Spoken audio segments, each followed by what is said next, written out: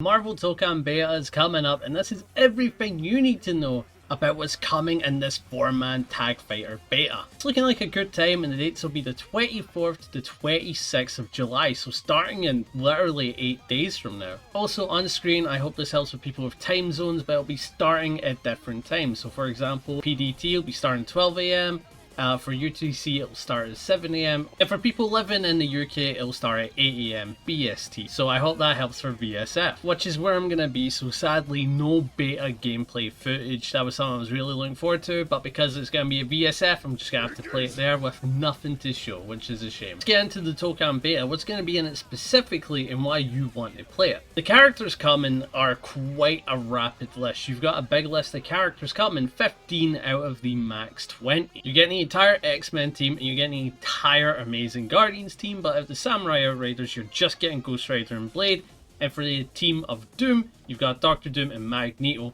and the Avengers you've got everybody excluding Hulk. You're getting a pretty good roster from what we're getting to see here, just missing 5 characters again, being Deadpool, Green Goblin, Hulk, Carnage and Loki. Not a big fan of green from what I'm seeing here, holding back 3 green characters in this beta. Besides that, still getting a good amount of variation with different playstyles, and for people that are wondering about Danger, this will be a first time to player, and this will be Blade's first time being playable. There'll be a bunch of modes available, but one mode that has actually shocked people, practice mode. The practice mode is looking very in depth. There appears to be a mission mode that'll teach you how to go about the game systems, such as combo trials, anti-air punishments, the all sorts, the easy things to get you into a fighting game. So they've got a startup line for learning. But the practice mode looks to have a ton of technical depth for people that are huge sweats, like meter management, 2-player training, battle states, and possibly a frame bar with the display settings, but we can't see that yet. So in training, there'll be multiple avenues to practice, and there'll be a ton of things that you could probably mess about with that are character specific,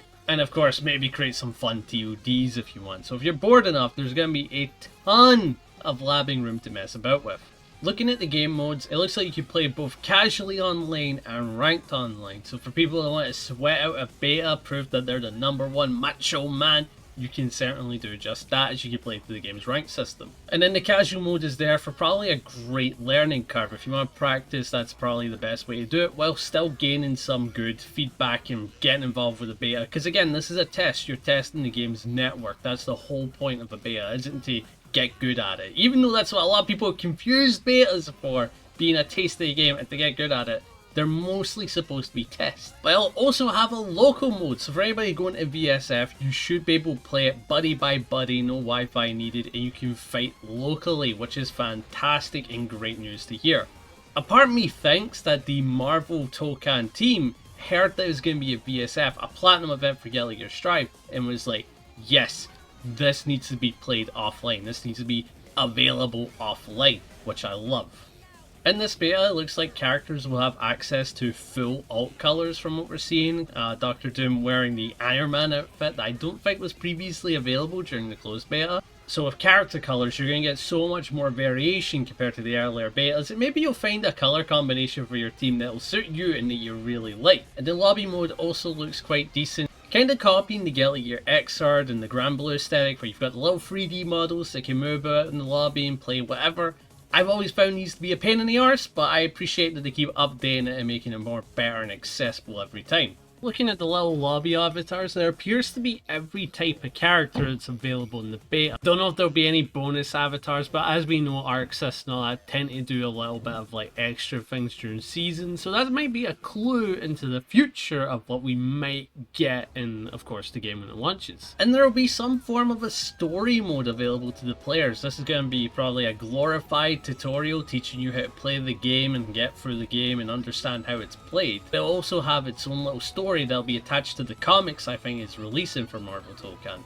The only story that's playable though is the Amazing Guardians, so that's Spider-Man, Miss Marvel, Penny Parker, and of course Peter Quill from Guardians of the Galaxy. One thing I also want to mention with the possible story mode that we're getting is that there's reveals of characters within the backgrounds of these stories. One of them being a pretty fan favourite, Squirrel Girl, is in the story, and looking at the other comic, we did see Thor, we did see Silver Surfer, And I'm very excited for that aspect because I'm a huge Thor fan. I love Thor, he's my favourite character of Marvel. The story mode, as we're seeing here, could also be hints to other characters that might arrive in the future. So when we see these types of things on Chapter 1, 2 and 3, we eventually get to play it, let's try and look out for all these little characters that are headed throughout it. I think that's a huge thing to look forward to. Actually, one of the most important things to mention is the requirements to play this on PC. This will be a huge deal to a lot of the PC nerds out there. For the minimum, it's just sort of an average gaming setup in the current era,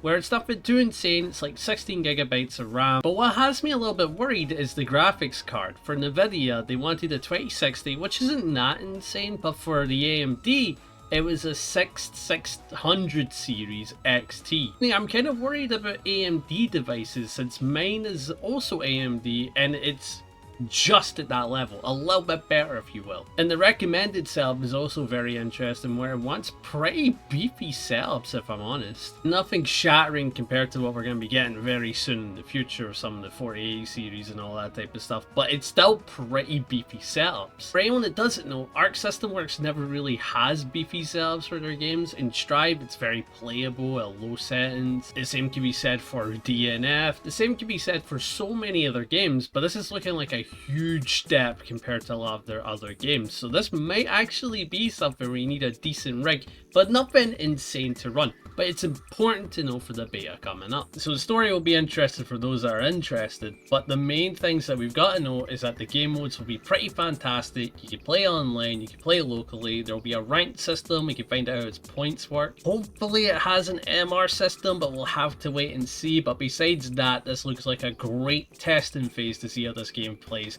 offline and online physically. How will it feel? Because this is close to release date, it has to feel good at this point. Again, this will be playable on PC as well as alongside PS5. But I want to use this last part to talk about something. Whatever's happening with Arc System Works, this is not their fault, right?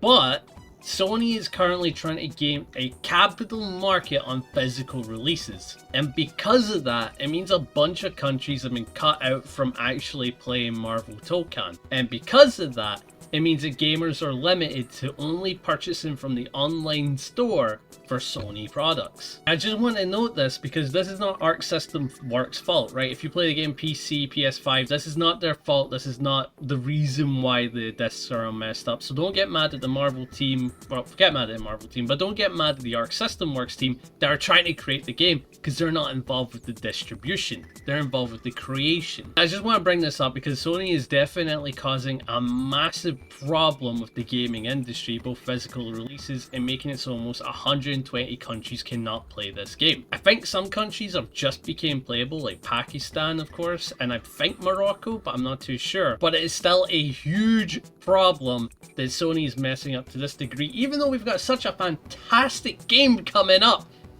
They're being fannies about it, and I want to use this last part to talk about it. This is a big deal for the gaming industry. It is looking fantastic. I can't wait to get my hands on it. I'll be at VSF, so if you guys are there, be sure to say hello to me, right? I'm gonna have a great time, and I'll catch you guys at VSF. Hope you have a lovely day, and I'll catch you in the next video. See ya!